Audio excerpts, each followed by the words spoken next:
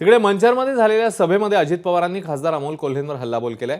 नथुरामची भूमिका केलेली होती हे कोल्हेंनी काँग्रेसला सांगावं, मग काँग्रेसवाले प्रचार करतात का पाहूया असं आव्हान अजित पवारांनी दिलंय। तर अमोल कोल्हे यांना घर वापसी करायची झाली तर शिवसेनेत जायचं की मनसेत हे ठरवावं असा टोला अजित पवारांनी मारला। अजित पवारांच्या टोलेबाजीला कोल्हेंनीही प्रत्युत्तर दिलंय। अजित पवारांनी शिरूरमध्ये उमेदवार आयात करावा लागला। अजित पवारांना हा शरद पवारांच्या पक्षाचा मोठा विजय असं कोल्हे म्हणतात।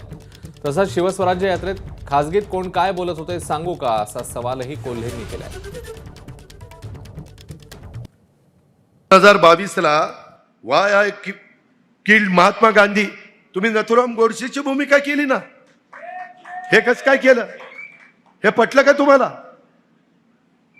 तुम्ही ती भूमिका केलेली सांगता, ही भूमिका केलेली सांगा, बघू काँग्रेसवाले तुमचा प्रचार करतायत का? काही जण म्हणतात की ते उडी मारली।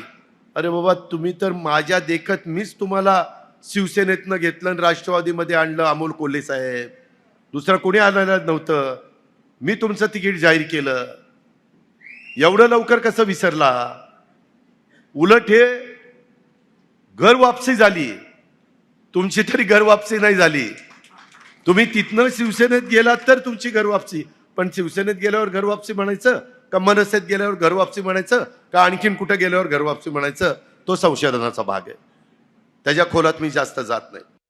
जर ते म्हणत असतील की काँग्रेस त्यांचा प्रचार करणार नाही तर या विधानावर त्यांनी भारतीय जनता पक्षाच्या स्टेजवरून हेच विधान करावं। मी आळंदीला जाऊन या संदर्भातलं जे ज्याला आपण प्रायश्चित्त म्हणतो ते सुद्धा केलेलं, त्यामुळे शिळ्याकडीला ऊत आणण्यापेक्षा मला असं वाटतं ही भूमिका केली किंवा नाही केली याच्यावर तुम्ही खासदार ठरवणार आहात का? संभाजी महाराज स्वराज्य रक्षक होते असं म्हटले आणि त्यानंतर भारतीय जनता पक्षाच्या कार्यकर्त्यांनी त्यांच्या प्रतिमांना जोडे मारण्याचं आंदोलन केलं होतं, तेव्हा दादांनी फोन करून खासगीत मला काय सांगितलं होतं हेही आपण दादांना विचारा।